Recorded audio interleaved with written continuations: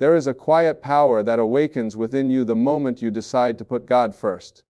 Not as a final option, not as an afterthought, but as the guiding presence in every choice, every breath, and every direction you take. When you place the divine at the center of your life, you begin to feel something shift. Your worries loosen their grip, your fears soften, and the path ahead begins to make sense in ways it never did before. Putting God first is not about religion, rituals, or rules. It's about relationship. It's about remembering that you are connected to something infinitely wiser, infinitely kinder, and infinitely more capable than your human mind alone. When you allow that presence to flow through you, you start to see life less as a struggle and more as a sacred unfolding. You begin to understand that you were never meant to carry everything on your own. So many people spend their days pushing, forcing, and exhausting themselves trying to control outcomes. But when you put God first, life becomes less about controlling and more about aligning. You realize that your role is not to move mountains on your own. It's to trust the one who created them. When you lean into that trust, the impossible becomes possible, the unclear becomes clear, and the heavy becomes light. Putting God first means waking up each morning and giving the day back to the one who gave it to you. It means pausing in moments of overwhelm and whispering, "Guide me." It means surrendering the battles you were never meant to fight alone. And it means believing that even when things don't go according to your plan, they are still unfolding perfectly within a greater plan. When you put God first, peace replaces panic, purpose replaces confusion, strength replaces fear, because you begin to understand that you are deeply supported, deeply loved, and deeply guided at all times. You stop living life from a place of scarcity and start living from a place of abundance. Not because you have everything you want, but because you trust the one who knows exactly what you need. Putting God first is not always easy, but it is always powerful. It calls you to let go of ego and step into faith. It calls you to release the need for control and embrace the beauty of surrender. It calls you to rise above your circumstances and trust that there is a divine order at work even when everything feels uncertain. And here is the miracle: when you truly put God first, life begins to rise up to meet you. The right people show up. The right opportunities arrive. The right answers become clear. Not because you forced them, but because you aligned yourself with the one who already knew the way. So today, choose to put God first. Not after the stress, not after the disappointment, not after the crisis. Put God first now. Put God first in your thoughts, in your plans, in your steps, and in your heart. And watch how the entire direction of your life shifts from chaos to clarity, from fear to faith, and from striving to peace. When God is first, everything else finds its rightful place. There is a profound shift that happens within your life the moment you choose to place God at the center of everything you do. Not just in your moments of struggle, not only in your moments of celebration, but in the ordinary rhythm of each day. When you choose to make that connection your priority, something remarkable begins to take place. Life slowly, quietly, and gracefully starts to organize itself into a harmony that your own effort could never have created. We spend so much of our lives trying to figure things out, trying to control every detail, trying to predict every outcome, trying to hold the world together with our own hands. But putting God first doesn't mean abandoning responsibility.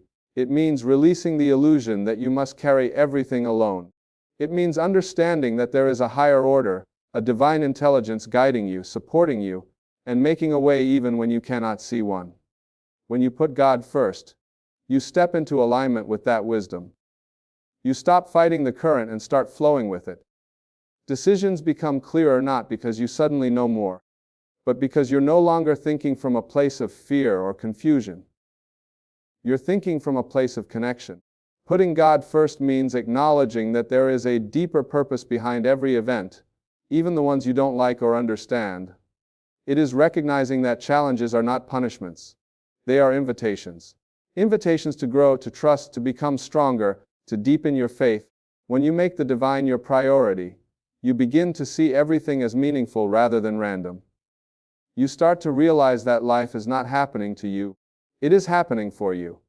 And this is where everything begins to arrange itself. When God is first, you stop chasing things that were never meant for you. You stop forcing doors that were never meant to open. You stop clinging to people who were never meant to stay. Instead, you begin to attract the experiences, the opportunities, and the relationships that align with your higher path. You begin to feel guided instead of lost, supported instead of overwhelmed. Putting God first does not mean your life will suddenly become free of challenges. It means you will no longer face those challenges from a place of weakness or fear.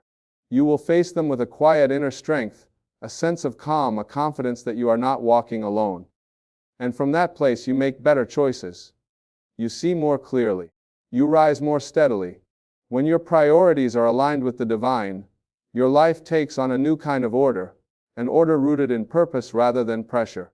You find yourself letting go of things that once consumed you: the need to impress, the need to compete, the need to control outcomes, the need to rush. You begin living with intention rather than reaction. And the more you put God first, the more you notice that things start to fall into place.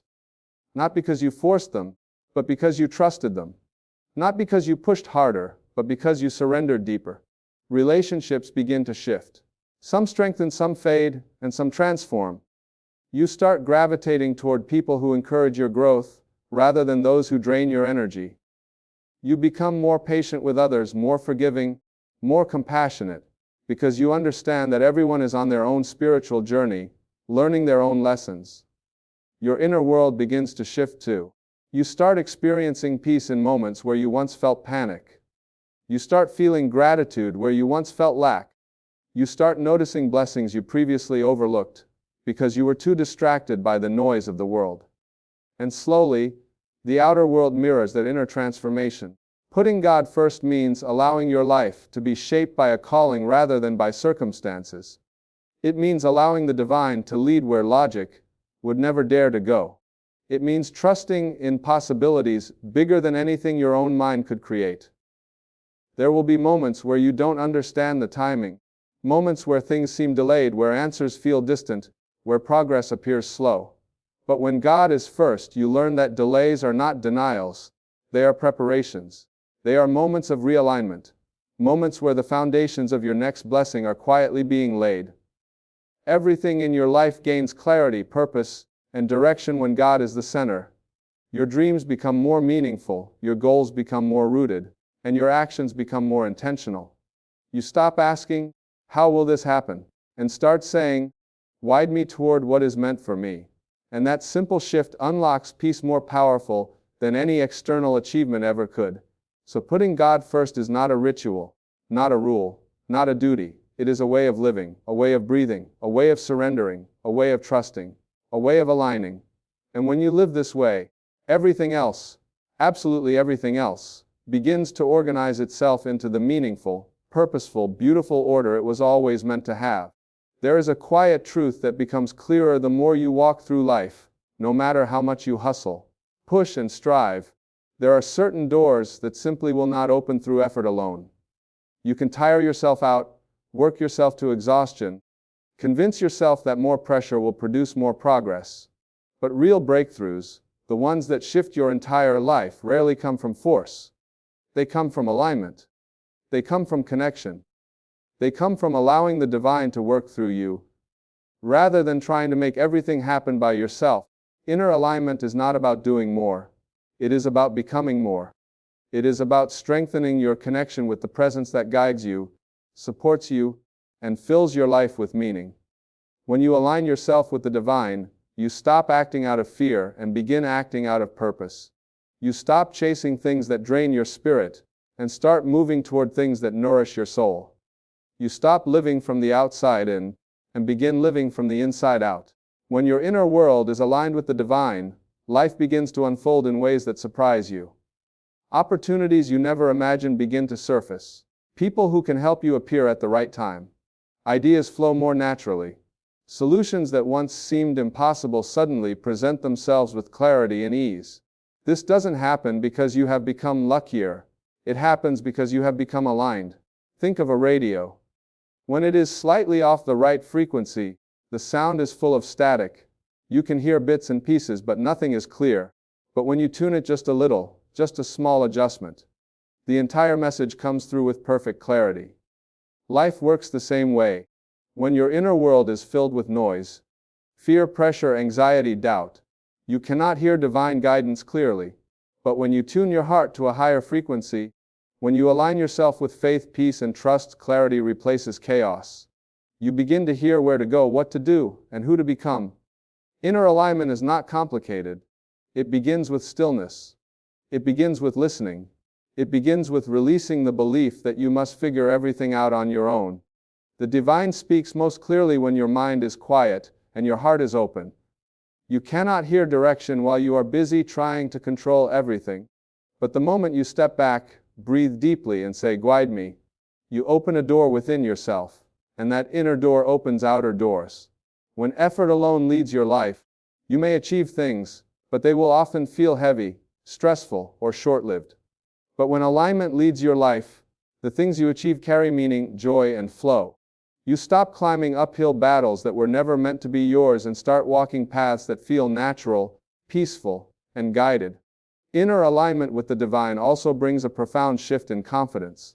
It is no longer the fragile type of confidence that depends on external success or validation. It is a deeper kind of knowing, a knowing that you are supported by a power greater than your circumstances. When you align yourself with that power, you stop doubting whether you are capable, worthy, or ready. You start trusting that the divine would not place a dream in your heart, would not place in the ability within you. This alignment is what strengthens your intuition.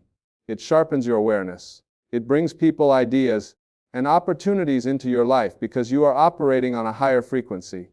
One that attracts clarity instead of confusion, peace instead of chaos, and blessings instead of burdens. There is a noticeable difference between chasing what you want and attracting what is meant for you. And alignment is the bridge between the two. And perhaps the most powerful part of inner alignment is this: it transforms your relationship with time. When you are misaligned, everything feels urgent. Everything feels rushed. Everything feels like a race. But when you are aligned with the divine, you realize that what is meant for you cannot be taken, delayed, or denied. You learn to move with patience instead of pressure. You begin to trust the timing, even when you don't understand it. You no longer worry about whether something will work out. You trust that if it aligns with your purpose, it will unfold at the perfect moment. This level of trust doesn't come from effort. It comes from connection. It comes from recognizing that the divine sees the entire landscape of your life, while you only see a small portion. And when you align yourself with that greater vision, you begin to walk in peace rather than panic.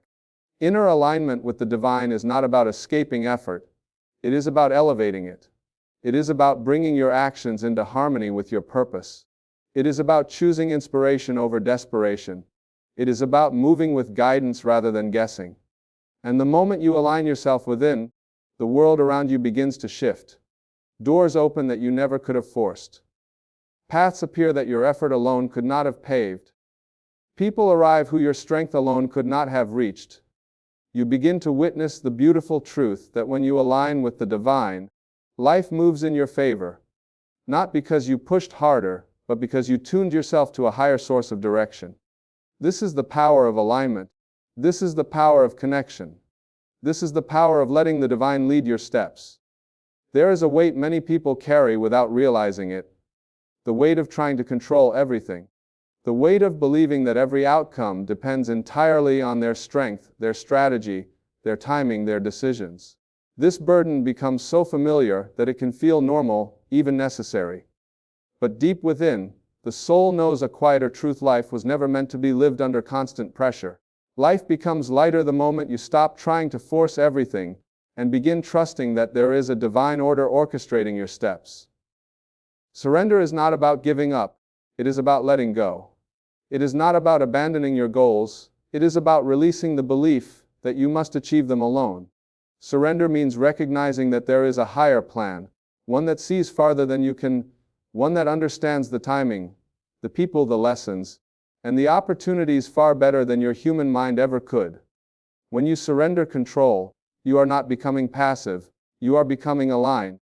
You are choosing to walk in harmony with the flow of life, rather than exhausting yourself swimming against it. You begin to feel the difference between pushing and allowing, between forcing and flowing, between struggling and trusting. Every time you insist that things must happen exactly your way, exactly on your timeline, exactly according to your script, you create tension within yourself. You tighten your spirit. You close your heart. You block the very guidance that could have shown you an easier path. But the moment you loosen your grip, even slightly, you create space for clarity to enter. You create space for direction, inspiration, and opportunity to reach you. Life becomes clearer when you surrender because the noise of fear, anxiety, and control begins to fade. You start to hear the subtle inner nudges that guide you. You begin to notice signs that were always there but overlooked in the rush. You start to understand that every delay, every detour, every closed door has purpose, even if you cannot see it in the moment. Trusting the higher plan does not mean you stop taking action. It means you take guided action instead of desperate action. It means you move forward with intuition rather than fear. It means you choose peace as your foundation rather than stress. When you surrender control, you begin to experience something beautiful. Life starts working with you instead of feeling like it's working against you. You are no longer clinging to a single path. You are open to better possibilities. Possibilities you could not have imagined because you were too busy trying to control outcomes. Think of a person holding a rope so tightly that their hands bleed. That is what control does to the soul.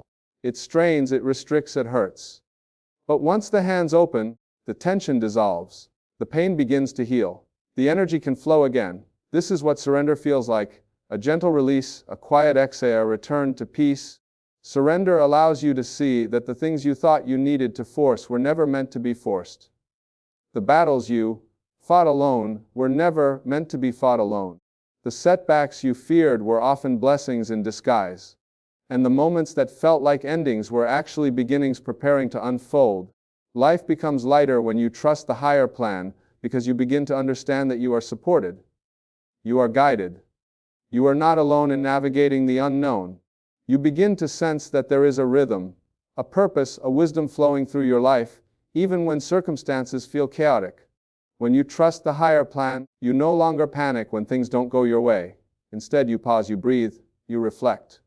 You say, if not this, then something better. And from that place of trust, peace washes over you, hope awakens, strength grows. This trust also transforms how you see challenges. Instead of viewing them as punishments or failures, you begin to see them as teachers. You realize that every difficulty contains a lesson designed to shape you into who you are meant to become. Surrender helps you accept what is, learn what you must, and step forward without fear. There is a divine intelligence woven into the fabric of your life. It is not random, it is not accidental, it is intentional. Surrender allows you to align with that intelligence rather than resist it. And once you begin living this way, you notice that life doesn't feel as heavy, your heart doesn't feel as burdened, your mind doesn't feel as cluttered. You begin to move with grace, even through uncertainty. You begin to trust timing, even when it stretches your patience. You begin to walk with faith, even when the path is not fully visible. And the clarity that emerges from this trust is unlike anything control could ever produce. Control tries to predict the future. Surrender allows you to flow toward it. Control tries to force answers. Surrender allows answers to appear. Control tries to protect the ego. Surrender frees the soul. This is the beauty of trusting the higher plan. Life becomes lighter because you no longer carry what was never yours to carry. Life becomes clearer because you finally make space for guidance to reach you. And life becomes more peaceful because you step into a rhythm greater than your own effort. Surrender is not weakness. Surrender is strength. Surrender is wisdom. Surrender is faith in motion. And when you live this way, you discover a powerful truth. The higher plan was always better than your plan. You just needed to let go long enough to see it. Faith is often misunderstood as something loud, dramatic, or filled with intensity. Many people believe that faith means pushing harder, praying harder, demanding answers, or insisting that life must unfold exactly the way they imagine. But true faith has a different texture. It is gentler, softer, more trusting. It is not about forcing outcomes. It is about opening yourself to a divine flow that knows the way even when you do not. When you try to force outcomes, you create stress within yourself. You create frustration, impatience, and fear. You judge every moment by how close it is to your expectation.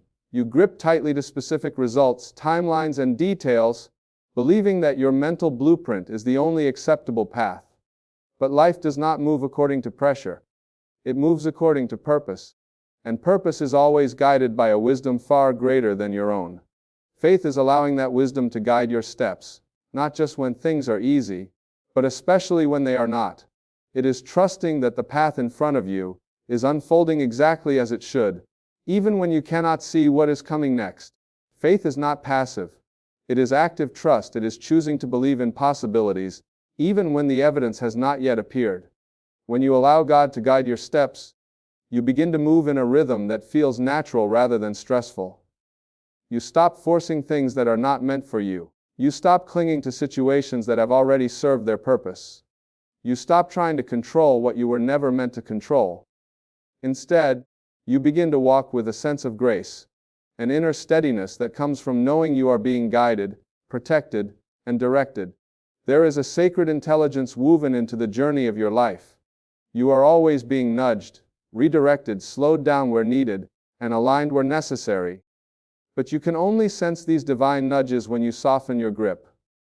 When you release the noise long enough to hear the whisper. When you step back long enough to allow guidance to reach you. Faith is like walking through a fog with confidence. You may not see more than a few steps ahead, but you trust that as you walk, more of the path will reveal itself. You don't demand to see the entire road. You simply move forward with peace, knowing that the one guiding you sees the full picture. Forcing outcomes, on the other hand, creates resistance. When something doesn't happen on your schedule, you panic. When a door closes, you question your worth. When a situation shifts, you assume things are falling apart. But faith interprets these same moments differently. Faith says, this door closed because something better is coming.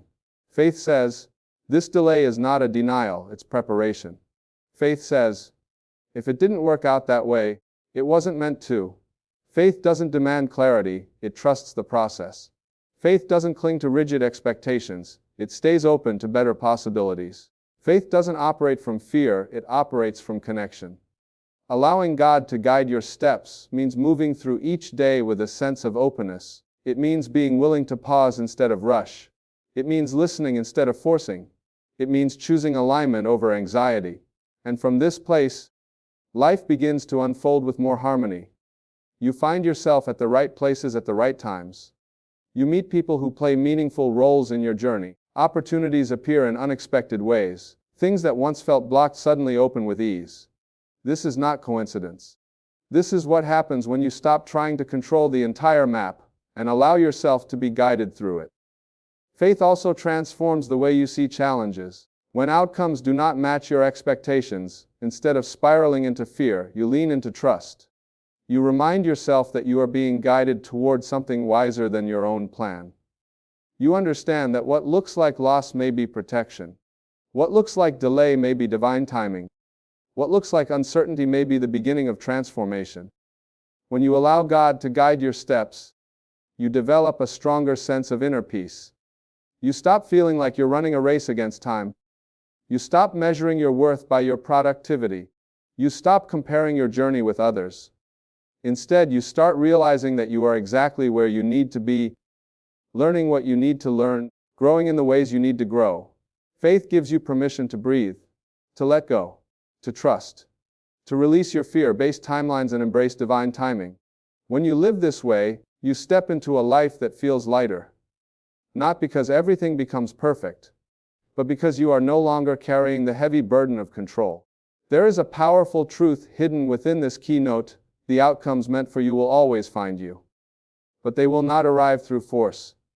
They will arrive through faith. They will arrive when you are aligned, open, and willing to be guided. The more you trust, the more the path unfolds. The more you soften, the more clarity you receive. The more you surrender, the more peace you attract. Faith is not about making things happen.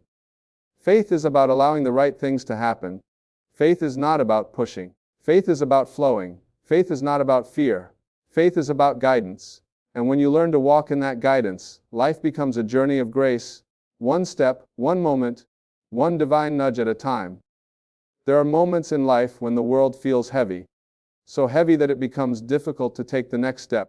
Moments when you feel overwhelmed by responsibilities, uncertainties, losses, or changes you didn't ask for. In those times, it's easy to believe you are carrying everything by yourself. It's easy to think you must solve every problem alone, fight every battle alone, or figure out every answer alone.